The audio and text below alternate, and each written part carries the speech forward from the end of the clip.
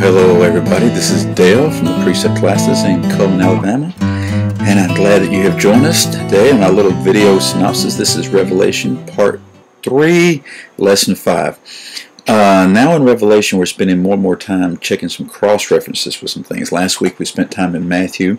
This week we spent a lot of time in Daniel and 2 Thessalonians, even in Matthew and some other places. Next week we'll continue that, looking at Matthew 25, then later on Luke 21. So I'm just going to go very quickly through the basic things that we discovered this week, and I would encourage you to go back and to examine these things yourself to see if they're true. In Daniel chapter 7, verses 17 through 28, we see that, and this is where Daniel received the vision about some beast, and he's really wanting to understand the fourth beast. And the beast kingdom is different from the other three. The other three kingdoms are defined as Babylon, the Medo-Persian Empire, and the Greek kingdom.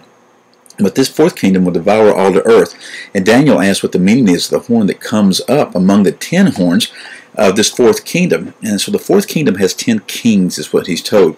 Then another one arises and does away with 3 of these 10. He's different from the others and becomes greater than the 7 that are left. And then this particular king speaks out against the Most High and wages war with the saints. He wears them down till the Ancient of Days brings judgment. Then they're given into his hands for time and a half time. The king is judged, and he's annihilated and destroyed forever. And then the saints receive their kingdom forever. And so you see some parallels here. You're going to notice some things between Daniel 7, Daniel 9, Daniel 11 to 12, Matthew 24, what we've seen in Revelation. So, Daniel chapter 9, verses 24 through 27. These verses right here are really probably the most important in understanding prophetic end-time chronology. Okay, it's in the first year of Darius the Mede, and Daniel reads in Jeremiah's prophecy that Jerusalem was going to be desolate for 70 years. Okay, for 70 years Jerusalem was going to be desolate. And Daniel realizes, wait a minute, that's about the end of the time that we are right now. Okay, so instead of just sitting there and packing his bags and getting his passport ready, as we probably would do, he bows before the Lord and he prays. And Daniel 9 has one of the greatest prayers that's ever been lifted up on behalf of a nation. We would do well to pray in the same way for our nation, okay, to give heed to the truth that the Lord has released there. So as he is praying, at the end of the 9th chapter, Daniel says, as I'm praying, the angel Gabriel, the man Gabriel, came to me and gave me understanding. And Gabriel says this, that 70 weeks are decreed for Daniel's people in his holy city, Jerusalem. And we find out about these things, that a decree does go forth. We see this in Nehemiah. And he gets us to break down. He says there's 7 plus 62 of these 70 weeks. Now, a week is a 7 years time frame. We got into detail in that in class as to why we know this is true, which I don't have time for right now, but it is true, okay? So when Jesus came, 79 of these weeks had came to fruition, and it said that the Messiah would come, but then he would be cut off, and then later Jerusalem and the sanctuary would be destroyed by the people of the prince that is to come. That gives us some insight, because the Romans were in power at that time. We'll talk more about that later. And so verse 27 tells us that this prince will make a covenant with the many during this 70th week. There's 1 week time frame left over, this 1 year, 7 year time frame left over. And so this prince will make a covenant with the people and with the people of the world. And I believe this is the Antichrist who will make a covenant of peace. But the peace will be very short-lived, okay? In the middle of this 7 year time period, 3.5 years into it, this prince will stop the sacrifice and grain offerings that are taking place, and this indicates that there's the presence of a temple. Okay, and so apparently a temple will be built, or some form of a temple where the Jews will be able to start offering sacrifices. This one will come in, will break the covenant that he has made, and cease that sacrifice. Okay, you also read out of Daniel 11 through Daniel 12. Part of Daniel 11 was fulfilled with Antiochus Epiphanes, but Antiochus Epiphanes, the Syrian king, was a foreshadowing of the man of lawlessness, the son of deception, okay, the one that, the Antichrist, the one that is yet to come. And we find at this time, it is an appointed time when this king will exercise authority and power. This is the last part of Daniel 11.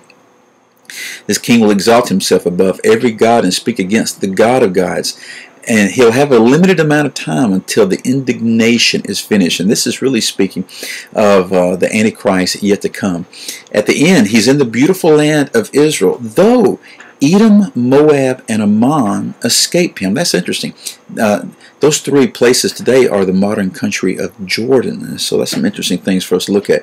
The king of the south is the king of Egypt, which you see in Daniel 11. The king of the north is Syria. Sometimes when it talks about north, a nation of the north within the prophetic writings in the Old Testament, sometimes it may be referring to an area around where Russia is, or an area around where Turkey is, or sometimes it refers to the immediate north where Syria is, north of Israel. And at the end of Daniel 11, we see that he comes to end and no one helps him.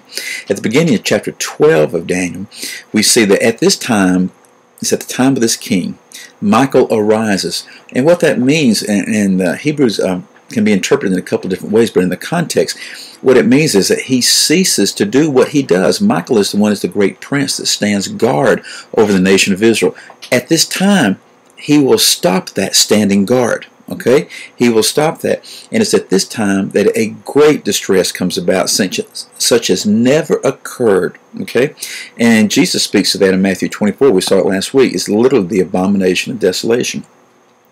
Now, very quickly, in the second chapter of 2 Thessalonians, you did some work within that. The Thessalonian church had received a false message that the day of the Lord had already come, and they were really shaken. It was causing all sorts of disturbances. Well, Paul had instructed them and told them, don't be deceived by this, okay? He said, don't you remember what I told you, that certain things have to occur. The apostasy has to take place, the restrainer has to be taken out of the way, and the man of lawlessness has to be revealed.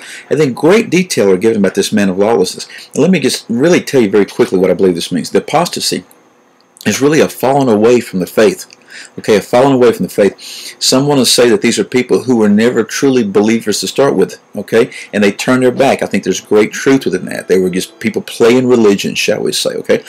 Others believe that these may be people who are true believers and they turn their back from the faith. Now, whether they are truly saved and God restores them or what, or it's the type of mistake they make and because they turn away from it that they undergo persecution and they lose their physical life but retain their eternal salvation, there's some truth within that right there. The bottom line is we don't want to fall into apostasy. But he says that these days of persecution will be such that there will be some that will turn away.